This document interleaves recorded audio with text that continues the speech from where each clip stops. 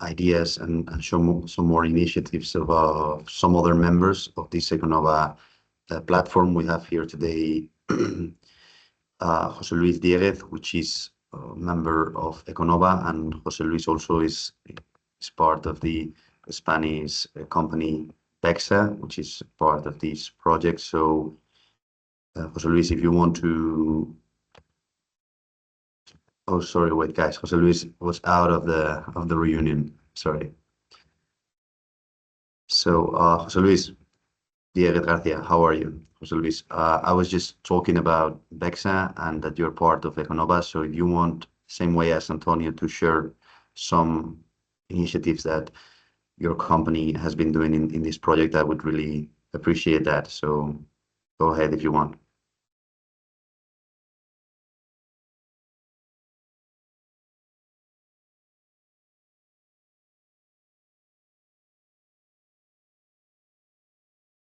So José Luis is in the reunion, but he's kind of shy. Okay, so we have other members of ECONOVA, don't worry. Manuel Miranda, which is researcher at Idonial. Manuel, if you want to share what is Idonial, but I believe that most people already know, and what you're doing in the project also, I would really appreciate that. The floor is all yours, Manuel. Thank you. Okay, I had not prepared anything, so I will just have to tell you what we do. We recently had a meeting here in Asturias as an introduction to the entrepreneurs that are local shareholders of this initiative of circularity in the construction industry. We have also been developing software so we can put in contact the people that are generating the construction waste and the likely users, and in general participating in all the meetings of this hub. This is a national hub, as Iñigo was describing before, and what we plan is to maintain it in time and give it a legal structure, and we are working towards this end. So since we are also part of Metabuilding Labs, we are very familiar with what you are doing, but we are ready to work further and improve on the joint efforts of both platforms. Thank you. Thank you very much, Manuel. So I don't know if José Luis, our colleague José Luis, can speak now. José Luis, I don't know if you are able. If not, we are gonna keep on. Well, we have also here Agnes Giustetti today, which I believe you all well known. Agnes she's gonna present a small discussion presentation about the digital passport. So Agnes, if you want to share with all us the slides, and then we can start the discussion about some other matters that I thought they were interested for us. So please Sure. go ahead. Good Thank you very much. Thank you also for inviting me. Shall I start then the presentation now? Yeah, sorry. Oh, maybe someone that with the mic open. Shall I start now, or shall I go with go ahead now if you want. Okay. Agnes, Very happy to do that. I think you need to enable me to share the screen. Okay. Okay.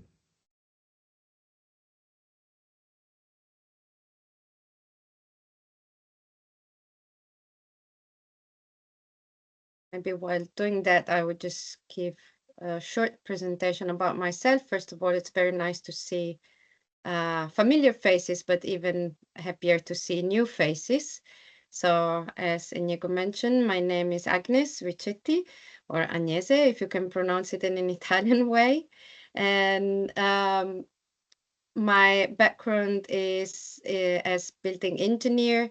That recently, well, not that much recently anymore with EcoWise, I've started my journey in the world of the digital services. So yeah, let's see. Thank you very much, Agnes, for the presentation. we will really appreciate. I don't know what is happening, but I'm not able You can't share. to share. But if you send me the presentation, I can post it up. So okay, let me we can do that. If it's not, I'm really sorry, guys. That absolutely. I'll send it by email, okay? And I'm Yeah. sorry because this means that I will have to tell you the annoying thing, next slide, and so on and so forth. Don't worry, more than glad. I mean, more than glad. Thank you very much. Let me just quickly. Okay.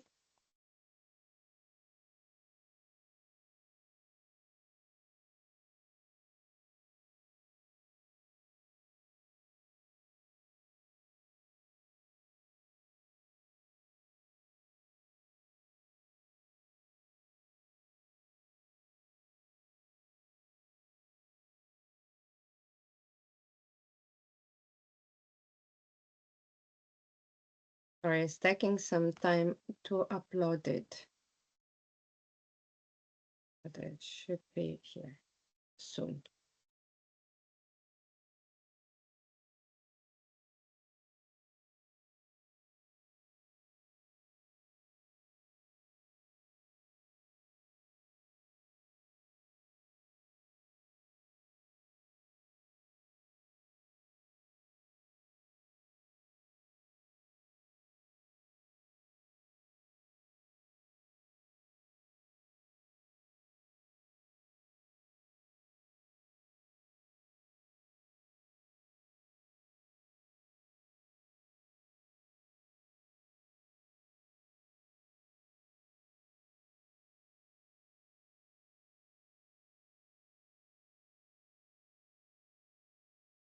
Okay, hopefully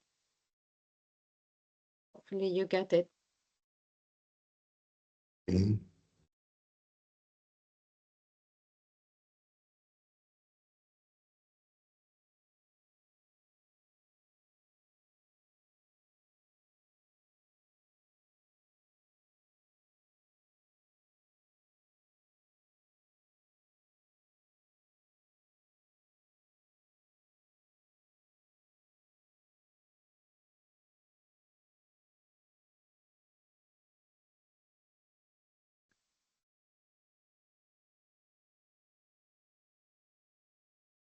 Okay, got it. We are in Andorra.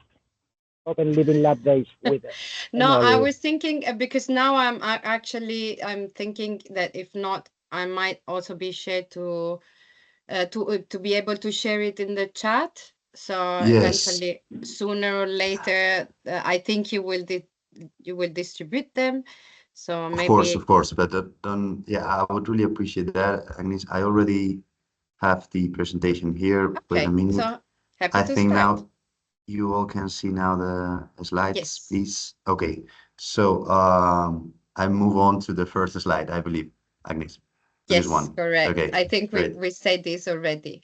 So before giving you an introduction of the so-called DPP, Digital Product Passport, allow me 1 minute just to introduce not only me, but EcoWise, the company for which I work. So we are a digital solution provider, and we're specialized in product data management and digital services.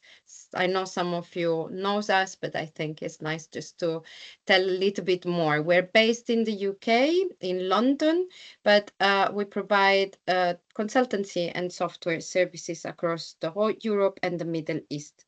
Since 2018, we decided to to focus actually more on the delivery of our software as a service platform. We can't see the presentation anymore. Sorry. It's okay. I know it by heart. No problem. That we now have rebranded as EcoWise platform. Now, on the right, I just put a selection of projects in which we are currently involved. Of course, there are more. First is the Metabuilding Labs. in which, of course, we are playing a key role in terms of the Metabuilding platform and ecosystem, but also the DPP.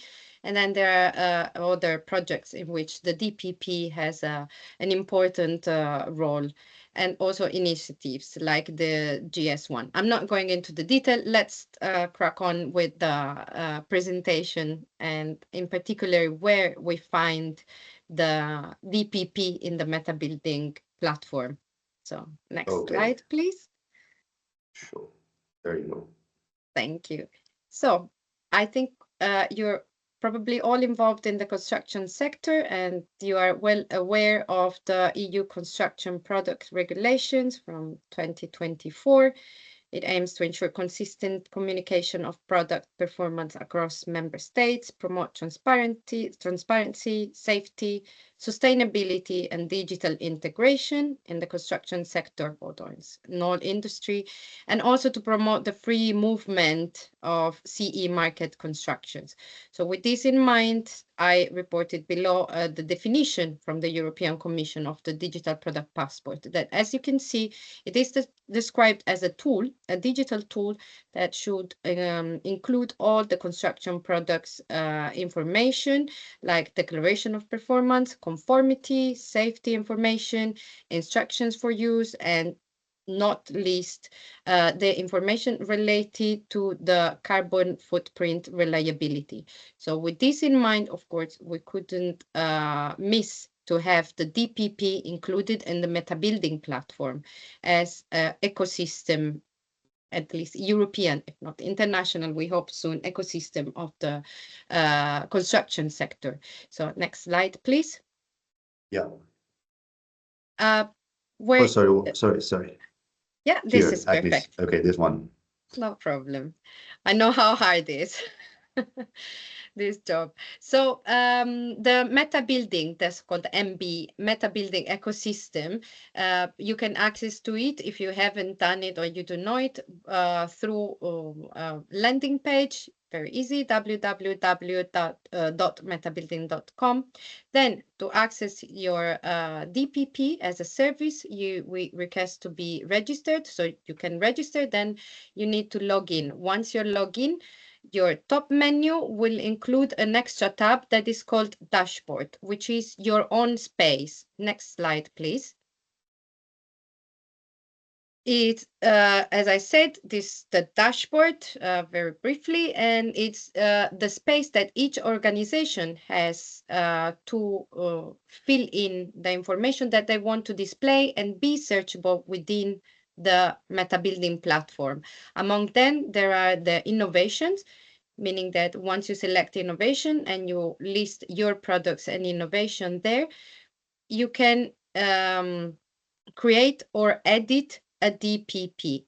How? So if you go to the next slide, once you select your product, okay, now we have two options.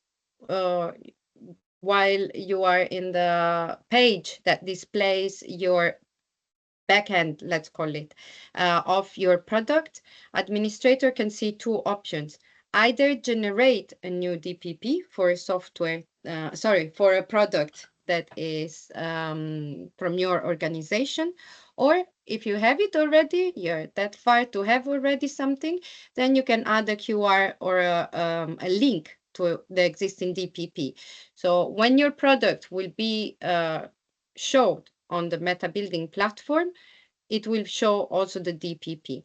If you decide to benefit of the service within the Metabuilding platform and create and generate a new DPP, in this case, your request will be handled individually by one of our experts, and it will be tailored according to your needs and the innovation or the products that you are dealing with. So these are the two options. Next slide, please. Once you've created a DPP that can be updated all the time, so don't think about a static document, of course. Here there is an example of a product of a DPP by Onyx Solar. So this is what you will be able to display. You see that there are, in a nutshell, some basic information and an image that you can choose. And then if you clicked on the product information, if you can click again, there should be other images appearing, Inigo.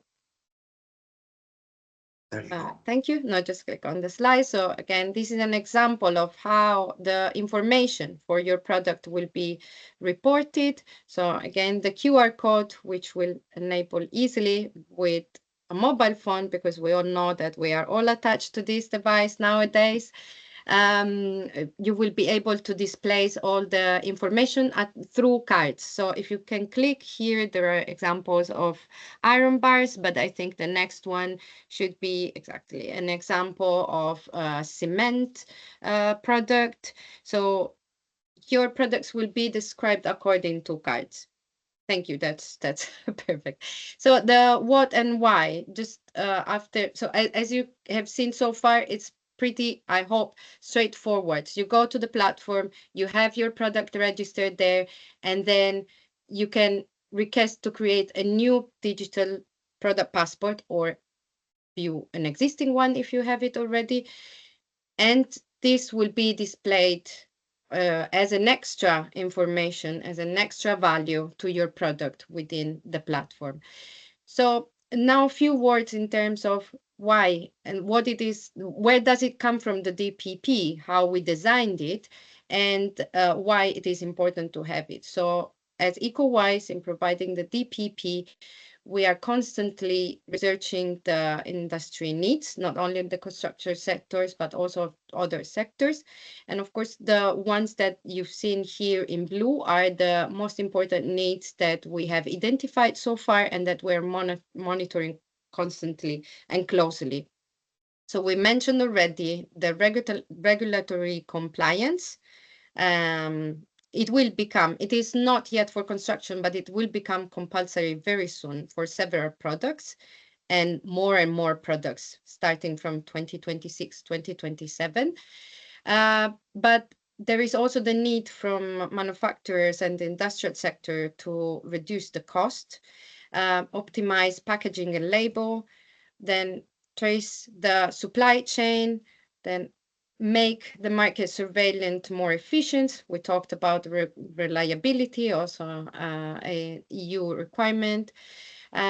We also want to have customers and investors more informed, allow more access to finance, and of course, enable and support everything that is related to the climate challenge and their goals with a circular economy and innovations.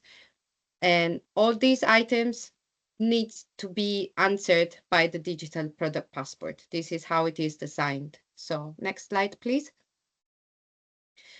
I showed before my mobile. This is just a way to see it and how you ideally will see it. And probably this is the page for the traceability.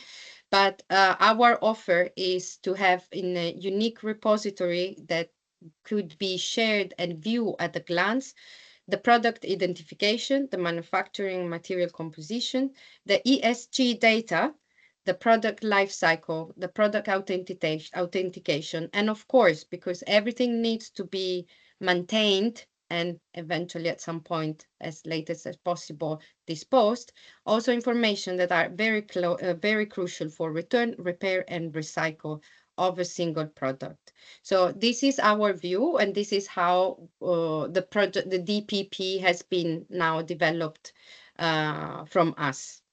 Next slide, please. Okay, in terms, I wanted also to stress a little bit the strengths and the benefit.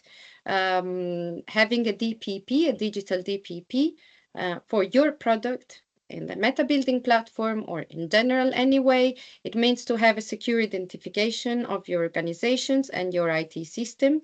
We use blockchain systems, so it means also to have end-to-end data encryption, digital signatures to ensure only authorized people will have access to the information, and also select and disclose, select the information and the data that you want to disclose in a local cloud-based storage.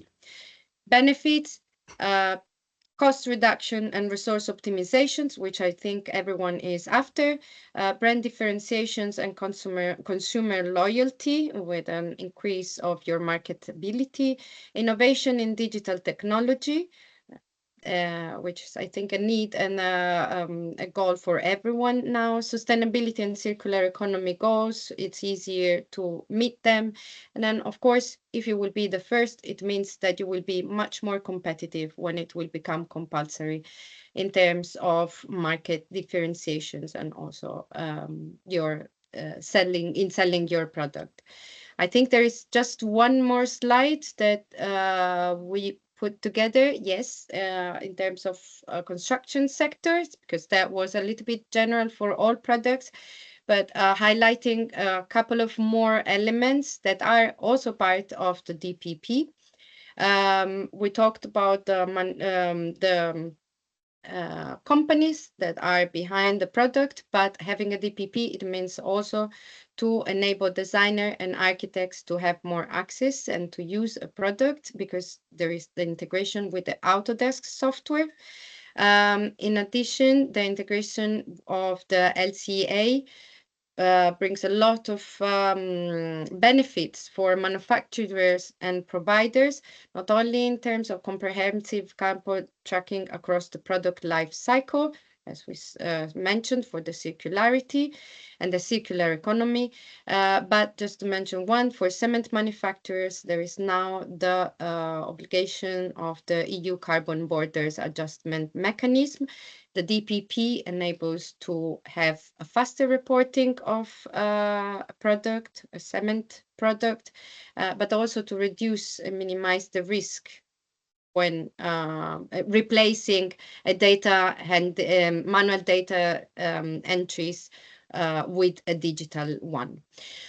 I think I close here my presentation. I hope I didn't went beyond the 10 minutes that I was told to. But of course, if there are any questions, I'm here and happy also if you want to drop them in the chat. Back to you, Inigo, and thanks again for your time.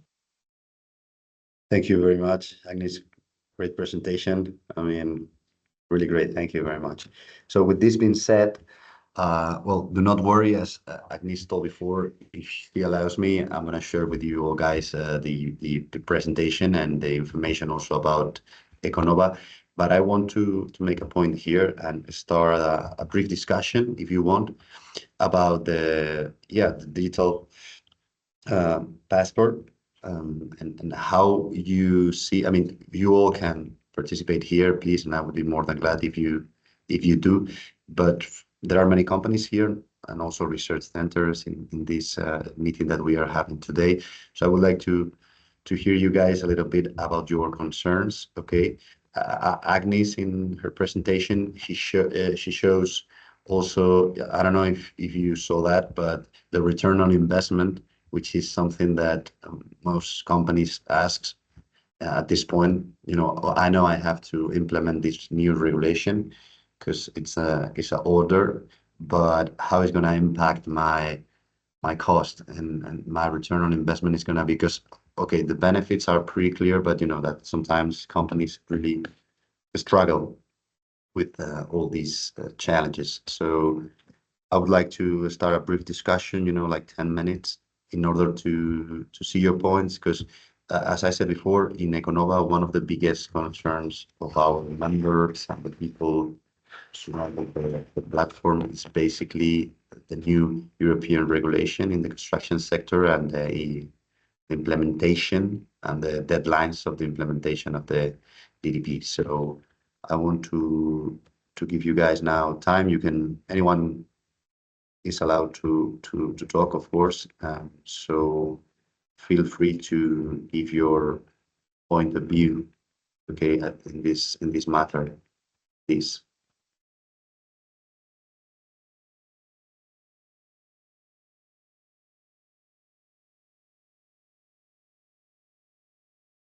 Not sure if everyone is too shy to start, but Yeah, maybe I can start with a little provocative question. of course. So, Please. has anyone of you already thought to create your DPP? or had a look around of the feasibility or what it is about?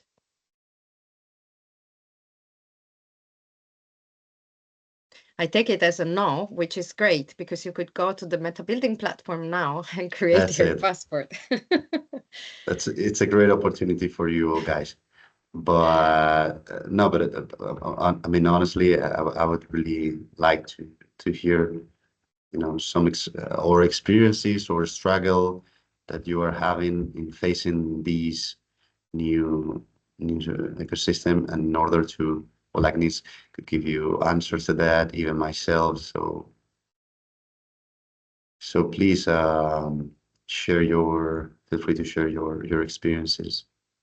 I wouldn't like to name you, you know, like in school. So please go ahead, guys, and feel free to share.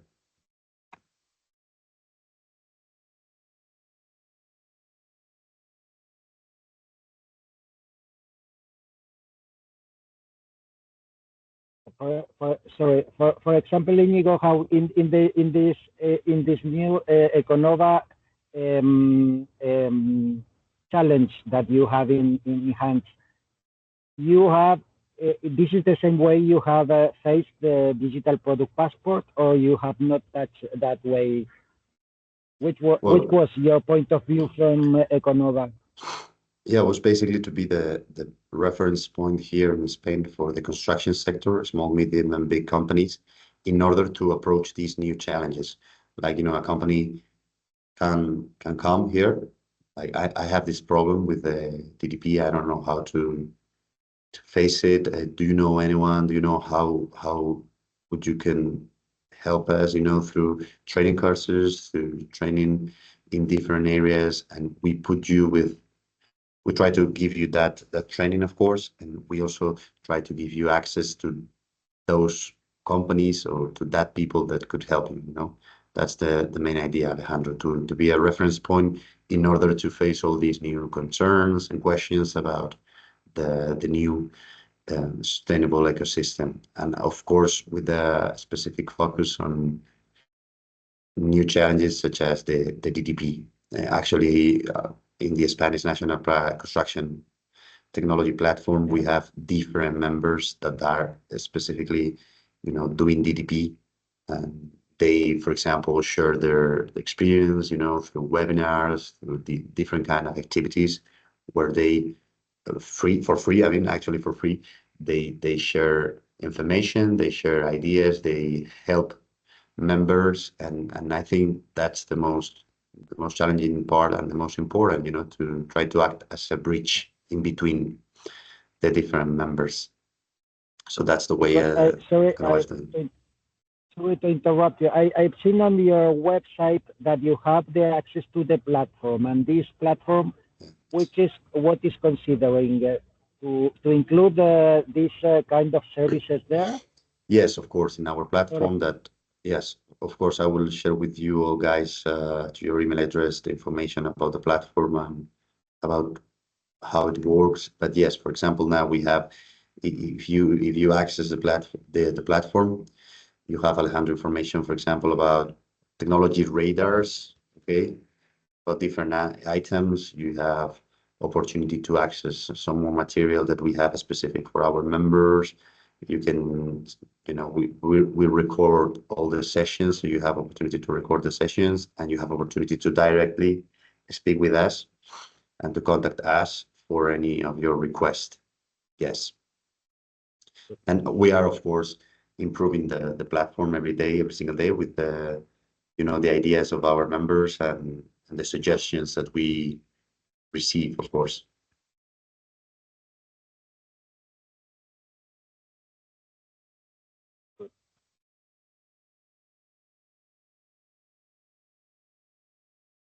So anyone wants to share some experience about the challenges of the EPP or the new regulation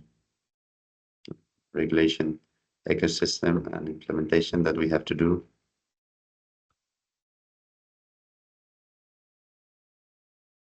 I guess as long as it's I not guess. kind of like a national requirements or a legal requirement, and it's not compulsory, there is a lot of skepticality around that, which I understand, because we've been following, as EcoWise, we've been and maybe Alejandro also remembers, we've been following the regulations or every kind of like directions from the European Commission. Now we've been doing for years, and I can reassure that it's not clear at all, and it was every time kind of like postponing or happening. No, it's not happening, but yes, it's happening, and it will be compulsory, but how?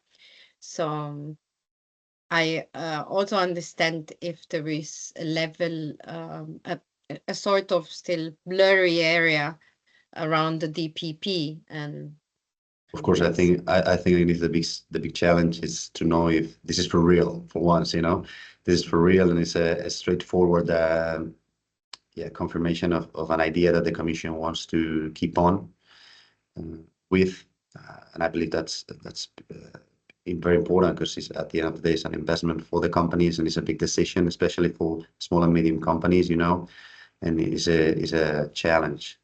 So that was one of the key points. So I'm gonna directly ask one of our members, which is a company, Antonio, who spoke before. Antonio, I would like you to share, if you can, your ideas about how Urdecon, which is a medium construction company here in Spain, how guys are you dealing with this new regulation and this new reality with the DDP. So please, if you can just share a few ideas, I would really appreciate. Okay, yes, Antonio told me that he De todos cannot. modos, cuando hagas el informe, pásanoslo antes de pasárselo a tu jefa, ¿vale? Le echamos un ojo y ya luego se lo pasas, ¿vale? Por si acaso José Ramón quiere ver algo, pásanoslo, lo vemos, Sorry, ya que José Ramón dé el visto bueno, y ya se lo envías a tus jefes. Cynthia, I believe you had the microphone open, so we heard you in Spanish, no problem, just for the Spanish speakers, of course, but yes. So I have here also in the meeting a member of one of our newest member in the Spanish platform, which is Ana Tarradas, which is part of Blue Room Innovation, which is a new company that specifically deals with the DDP, which is kind of their service. So I don't know, Ana, if you can hear us and if you can share just, you know, like a few details about how you have been dealing with companies that came to you in order to implement the DDP.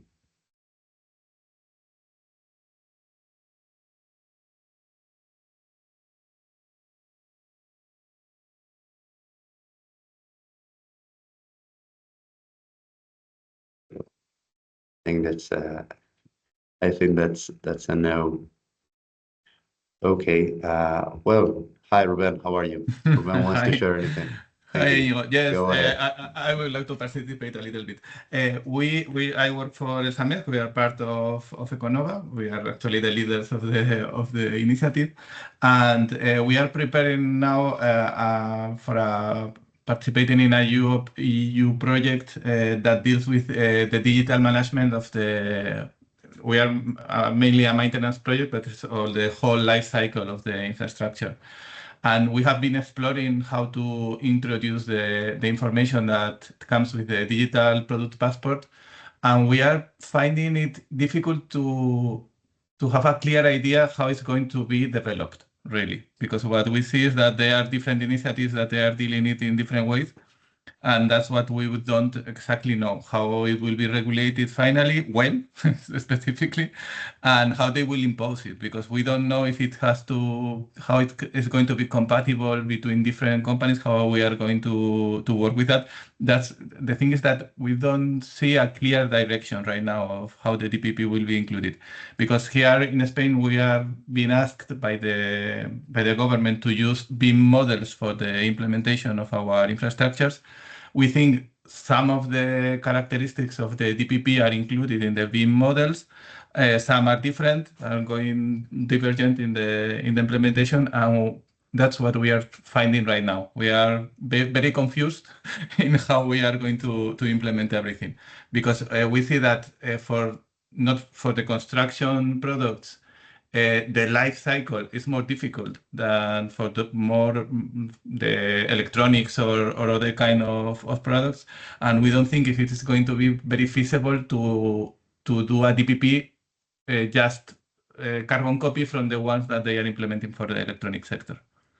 That's our sensation right now. Thank you, Ruben. I mean, it's great to hear a company and a private company, I mean, talking about what Agnes said before, the skeptical view of many different partners around the implementation of the DDP. So if anyone, thank you very much, Ruben. If anyone, other company, we have other companies also that are part of ECONOVA. Jose Luis Dieguez, I don't know if you are still on the reunion on this meeting, if you want to share something.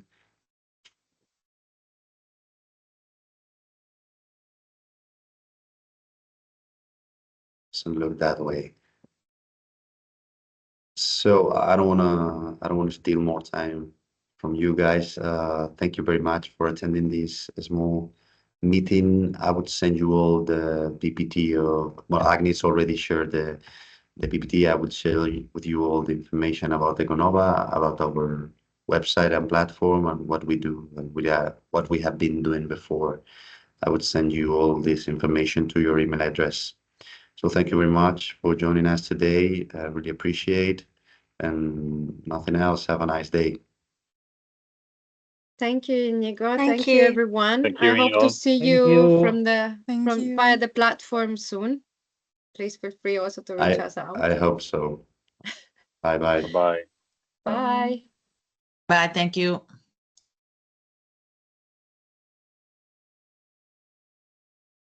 Thank you.